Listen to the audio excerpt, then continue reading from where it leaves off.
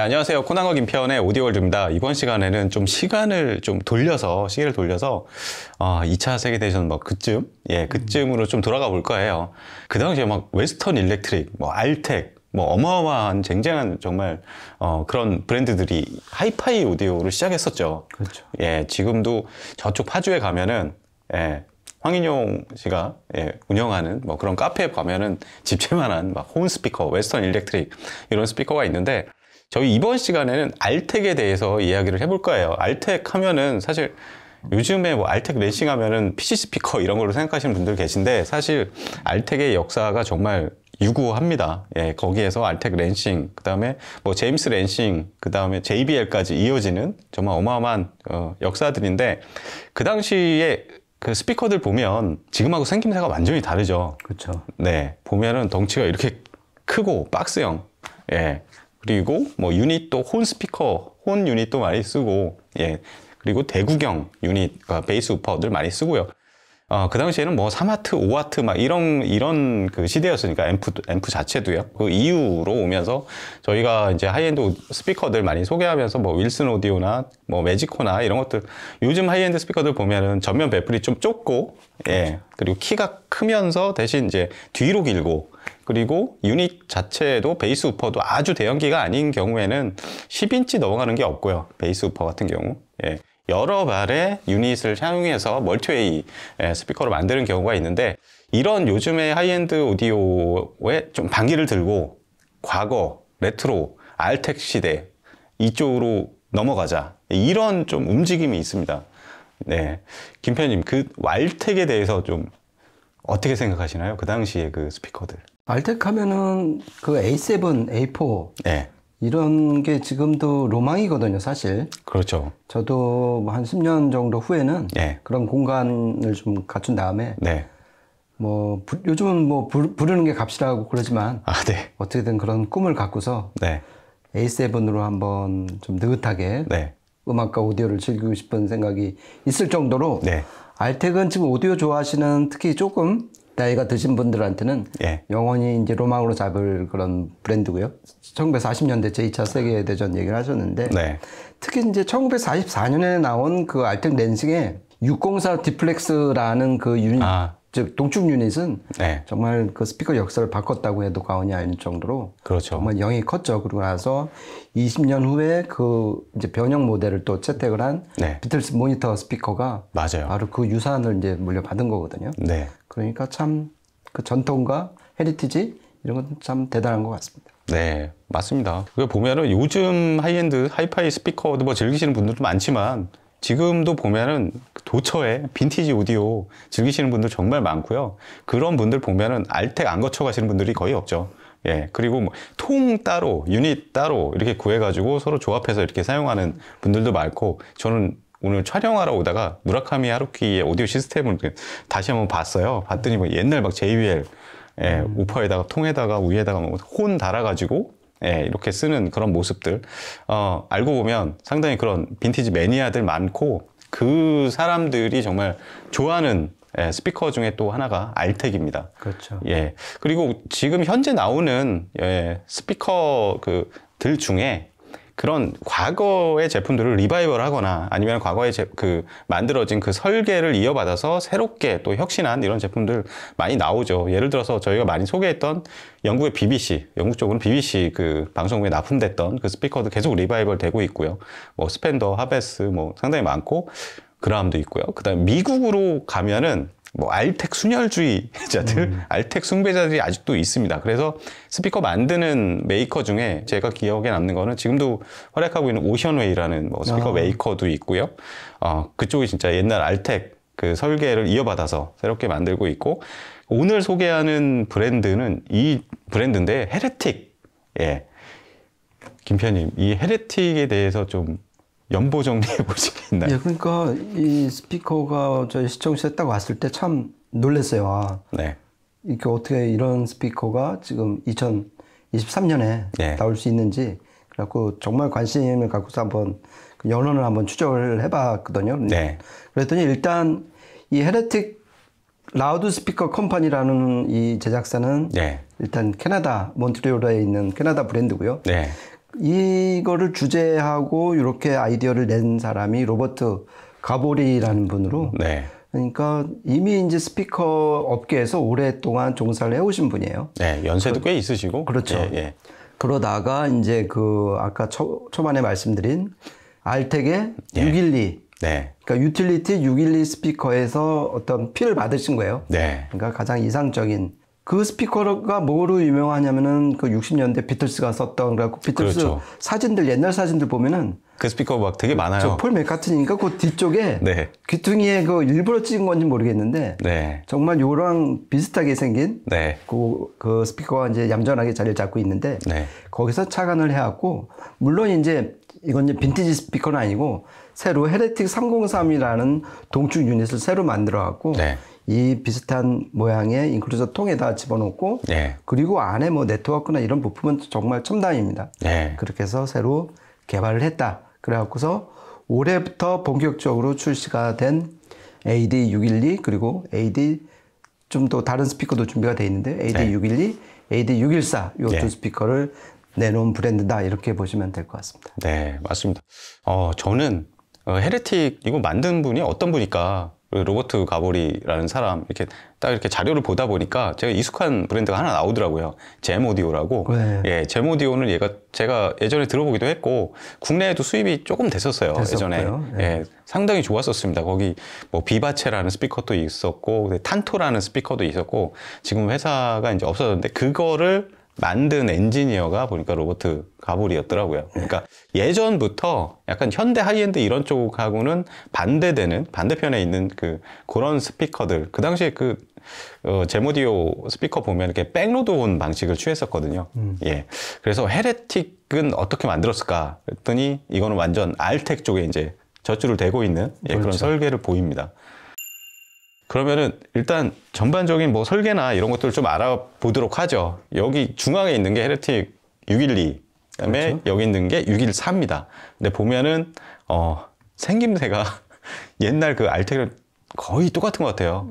예. 유사하고 인클로저는 자작나무, 자작나무 12mm인가요? 네. 예, 그 정도 두께로 이렇게 굉장히 잘 만들었고 정말 친환경적인 실제 보면은 마감이 아주 멋있습니다. 예. 그리고 김편님 이제 유닛이 이제 특이한데 유닛 하나밖에 없잖아요. 그렇죠. 예, 똑같이 12인치인데 유닛에 대해서 좀 설명 그러니까 이 스피커의 하이라이트는 역시 이 12인치 동축 유닛이 되는 거잖아요. 그렇죠. 그러니까 AD612도 그렇고 AD614 저 조그만 것도 둘 다 유닛은 헤레틱 303이라고 네. 똑같은 유닛을 쓰고 있어요. 동축 유닛인데. 네. 그래서 동축이니까 우퍼 안에 트위터가 들어있다는 얘기잖아요. 그렇죠. 일단 트위터는 1인치 컴프레션 드라이버예요. 네. 그러니까 보통 이제 온 스피커 안에 들어가는 네, 압축을 시켰다가 나팔 모양으로 해서 뿜어내는 그렇죠. 그런 구조의 그 1인치 컴프레션 드라이버를 썼고요. 네. 그리고 그 앞에 쇼트 혼이 달렸어요. 그러니까 예. 직진성을 높이고 네. 어떤 음의 이제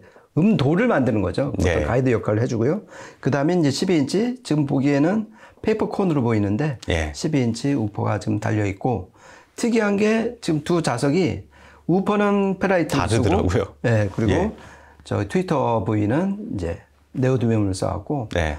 그렇게 해서 지금 감도가 무려 97데시벨이나 나오는 네. 정말 고감도 스피커가 지금 저희 옆에 있습니다. 네, 맞습니다. 이게 동축 드라이브 유닛인데 저희가 무슨 캠프나 뭐 이런 것들 이렇게 설명할 때 동축에 대해서 이야기는 참 많이 했잖아요. 근데 그 동축도 이렇게 동축 나름이고 굉장히 설계가 좀 다양한데 이 스피커의 동축 디자인은 되게 좀 독특하더라고요. 그래서 중앙에 있는 뭐 혼 이런 거 이제 김편님 말씀하셨는데 이 영상으로 보면은 잘 안 보일 거예요. 가까이 봐야 보입니다. 이게 일종의 앞에 있는 뭐라고 할까요? 더스트 캡 같은 그렇죠. 처럼 생겼는데 그 안에 이렇게 장착이 돼 있어요. 예, 그런 모습을 띠고 있고요. 전반적으로 얘의 재생 대역이 막 이렇게 생긴 게 약간 빈티지, 그러니까 알텍 옛날 스피커를 그냥 그대로 옮긴 것처럼 생겼는데 그 내부 뭐 스펙이나 그런 것도 그렇고 전반적으로 현대화된 알텍이다. 좀 그렇게 보입니다. 재생 대역도 일단은 저역 쪽이 이 큰 거는 612는 40Hz까지 내려가고 얘는 45Hz까지 내려가고요. 네. 그 고역 쪽은 둘 다 22kHz, 그렇죠. 초고역까지 모두 재생을 하고 있습니다. 그리고 내부 또 네트워크, 네. 예, 네트워크는 뭐 어떻게? 뭐 문도루프 쓰고, 예, 그리고 이제 기판 자체도 예. 군사 등급으로 예. PCB 기판을 써갖고, 이 모양은 빈티지인데 안에는 최첨단이에요. 맞아요. 예, 그리고 사실 얘가 지금 넙대대하게 생겼잖아요. 앞이 네. 넓잖아요. 네. 근데 이것도 고도의 그 기술이 농축이 된 건데, 예. 사실 저가 개인적으로 쓰고 있는 그 미국 드보아 피델리티의 그 오랑우탄도 네. 앞이 배풀이 넓거든요. 네, 넙대대한데 이게 저음을 좀 더 강조할 수가 있는 거예요. 그렇죠. 전면 배풀 그렇죠. 넓게 해서. 그렇죠. 그러니까 네. 이쪽에 이제 무한 배풀 네. 효과인데 요즘 그 스피커들이 전면 배풀이 좁으니까 예. 그만한 무한 배풀급의 어떤 파워, 에너지, 네. 저음이 안 나오니까 이거를 네트워크로 어떻게 이제 손을 건든단 그렇죠. 말이에요. 보상 필터를 따로 만들어가지고. 그렇죠. 예. 근데 얘네는 강조하는 게 예. 자기네는 이미 이제 그 장치가 돼 있기 때문에 예. 필터를 정말 그런 보상 필터를 안 썼다. 예. 그러니까 결국은 음이 좀 더 자연스럽게 나온다는 그런 뜻이 되겠죠. 네. 그래갖고 지금 모양은 그렇지만은 안에 좀 네트워크 회로라든지 아니면 이렇게 배필 예. 설계 면에서 음이 광대역으로 플랫하게 나올 수밖에 없는 그런 구조를 취한 게 좀 대단한 것 같습니다. 네, 맞습니다. 그러면은 전반적인 어떤 제품에 대한 설명은 이쯤 하고요. 실제 좀 들어보면서 이 빈티지 스타일의 이런 인클로저와 유닛에서 과연 어떤 소리가 나올지 저희도 되게 궁금한데요. 한번 들려드리도록 하겠습니다. 또 한 3곡 정도를 녹음을 했습니다. 일단은 저희 그 녹음한 시스템, 시청한 시스템 알려드리면 저희가 평소에 다 쓰던 제품이에요. 예, 디지털 소스 기기는 소무디오 SMS200 울트라 렌더러 사용하고 코드의 M스케일러, 업스케일러랑 그 다음에 마이텍 맨해튼 2 DAC 사용을 했고요. 프리앰프는 패스랩스 XP12 프리앰프, 파워는 일렉트로 콤파니의 AW250R 이렇게 사용을 했습니다. 사실 그 헤레틱에서 얘기하는 거는 최저 3와트부터 예, 그렇죠. 사용 가능하다. 예. 예, 감도가 상당히 높기 때문에 3와트에서 최대 300와트 예, 이렇게까지 그 파워앰프 출력 권장을 하고 있고요. 오늘 저희가 이제 녹음한, 청취하고 녹음한 그 시스템에서는 이제 일렉트로 콤파니 AW250R인데 이게 250와트죠. 그렇죠. 예, 거의 헤리틱에서 권장하는 출력에 거의 최대치에 가까운 예, 그런 출력의 파워앰프를 사용을 했습니다. 하지만, 실제 사용할 때는 아주 저출력의 진공관 앰프나 삼극관 이런 것까지 사용해도 무방한 예, 네. 그런 스피커입니다. 그러면 첫 번째 녹음한 곡인데요. 보컬 곡입니다. 한번 들어보시죠.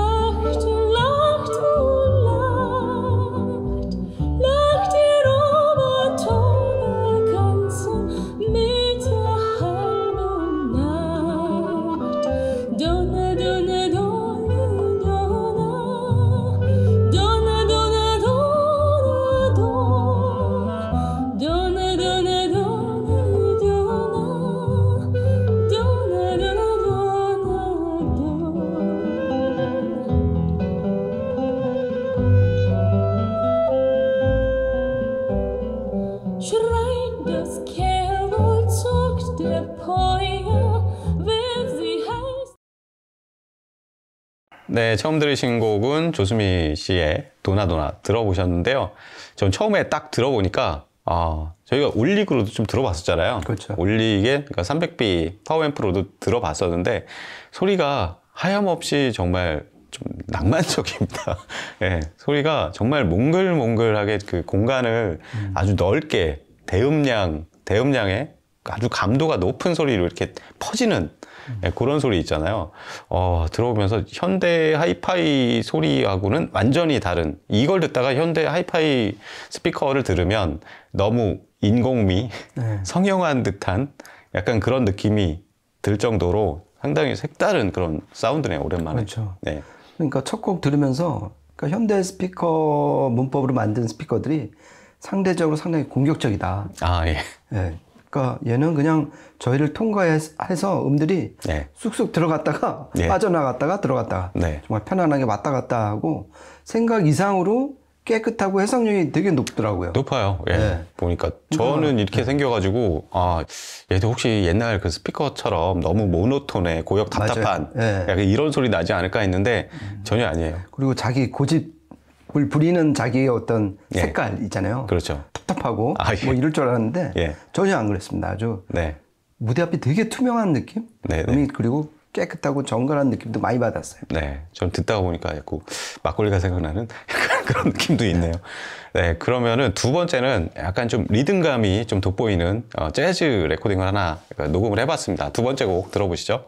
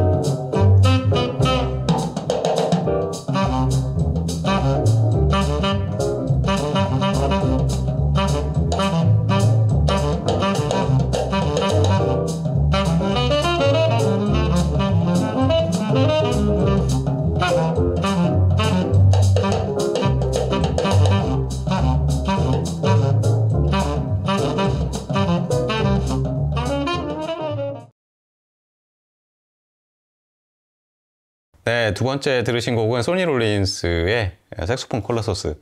아, 정말 이건 녹음도 좋고 오디오 테스트 할 때도 참 많이 듣는 음악인데, 네. 아, 이 스피커는 이런 음악을 위해서 태어났구나. 약간 그런 느낌이 들었어요. 일단은 색소폰 자체가 막 진짜 술술 터져 나오는, 이게 작지만 작은 혼이 들어가 있잖아요. 그러다 뒤에 이제 컴프레션 드라이버가 있고 이 앞쪽으로 정말 물이 쫙 쏟아지는 듯한 그런 쾌활하고 정말 거침없이 이건 감도가 높은 이런 스피커에서만 나오는 약간 그런 소리예요. 맞아요. 예. 그리고 그 색소폰 소리가 잘 나오면서도 묵직하잖아요. 그 무게감이. 맞아요. 그 앞에 이제 이 양동이를 뒀으면은 예. 색소폰에서 나오는 음들이 거기를 가득 채울 것 같은 그 정도의 무게감. 예. 그리고 이제 초반에 이제 드럼 사운드가 나오는데 아, 네. 그 어떤 탄력감이라든지 그 에너지를 보면 확실히 예. 12인치 페이퍼콘 우퍼구나. 예, 예. 이게 만약에 뭐 5.5인치나 6.5인치였으면 이런 느낌을 안 줬을 텐데 네. 12인치 페이퍼콘이 그냥 동축이지만은 네. 그 옆에서 이제 탁탁 내는 게 정말 맞습니다. 탄력적이고 애가 생기 발랄하다. 아, 네. 이런 느낌을 좀 많이 받았습니다. 맞아요. 김 편님이 이제 드럼 쪽 얘기를 하셨는데 이 당시에 이렇게 맥스 로치가 드럼을 연주하고 더그 와킨스가 더블 베이스 이제 연주했는데 이 두 개의 이게 리듬 섹션이 굉장히 좀 우람하게 느껴지고 앞에서 보면은 이제 요즘 이제 스피커로 들어보면 약간 이렇게 좀 작아요. 그 악기의 크기가. 얘는 보면은 더블 베이스 이런 것만 해도 통이 정말 실제 그 더블 베이스 사이즈 엄청 크잖아요. 그 사이즈가 정말 제대로 구현이 되는 그런 느낌을 좀 받았습니다. 예, 그리고 또 얘가 97데시벨이잖아요, 감도가. 네. 그러니까 음악 시작하기 전에 아니면 연주하기 직전에 딱 나오는 그 미세한 소리들 있잖아요. 아, 네, 네. 그런 게 그냥 사각사각 조목조목 다 들리니까 네. 정말 기분이 좋았어요. 아, 네. 정말 악기들, 연주자들 앞에 저희가 딱 앉아 있는 것 같은 맞아요. 그런 느낌을 좀 많이 받았어요. 맞습니다. 그러면은 이런 스피커로 또 이렇게 편성이 큰 그런 레코딩을 안 들어볼 수가 없죠. 세 번째로 준비한 곡은 피아노 협주곡입니다. 한번 들어보시겠습니다.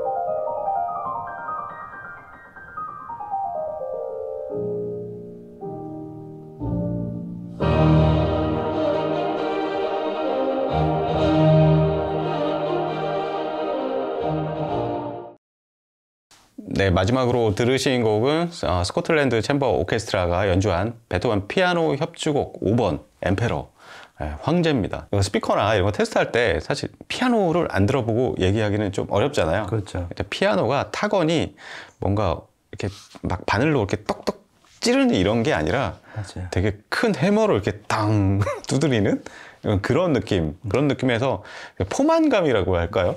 예, 맛있는 음식을 충분히 먹었을 때 어떤 그 네. 포만감, 예, 그런 느낌을 좀 많이 받았습니다. 그리고 그 끝이 되게 오래 가잖아요. 오래 가요. 그렇죠. 그러니까 이게 앞에 이제 그 쇼트 혼이 있는 예. 컴프레션 드라이버 그 효과일 수도 있고 동축 효과일 수도 있고 예. 그다음에 이 통 자체가 지금 아까 그 말씀드린 예. 무한 배풀 효과 때문에 예. 에너지라든지 점 같은 게 정말 잘 나오는 것 같아요. 그리고 이 곡에서 다시 한번 느꼈는데 이거는 흔히 말하는 유닛발만으로는 나오는 소리가 아니다. 인클로저. 그렇죠. 네. 얘네가 왜 이렇게 캐나다산 자작나무 합판이라는 걸 강조를 할까 했는데 네.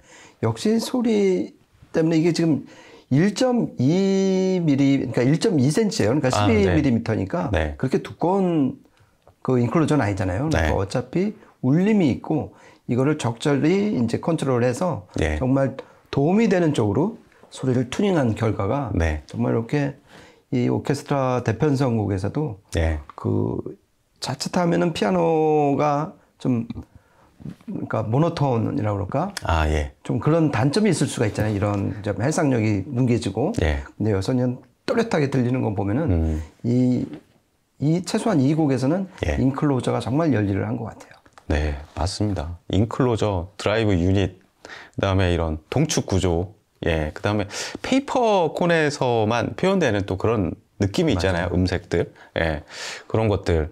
그러니까 요즘 하이엔드 오디오에서 그 표현되는 것들이 딱 그 스튜디오 레코딩 원본 마스터의 어떤 재생 이런 그 사운드라면은 이 스피커들은 오히려 좀 현장음 같은 예, 그런 뉘앙스가 맞아요. 많이 풍겨져요. 보면은. 예, 그런 것들이 엄청난 또 매력이고, 예, 기술 발전이 많이 돼서 뭐 다양한 요즘에 하이엔드 오디오들 많이 나오고 뭐 소재도 엄청 비싼 거 쓰고 인클로저도 뭐 카본 이런 걸로 두르긴 하는데, 이 알텍에 젖줄을 대고 만든 이 스피커들, 과거의 그런 인클로저 설계라든가 이런 거는 따르긴 했지만 또 신기술, 그 당시엔 없었던 뭐 그런 내부 소재들 이런 걸 활용해서 신구의 조화랄까요? 예, 그런 것들을 잘 구현낸 것 같습니다. 저는. 네.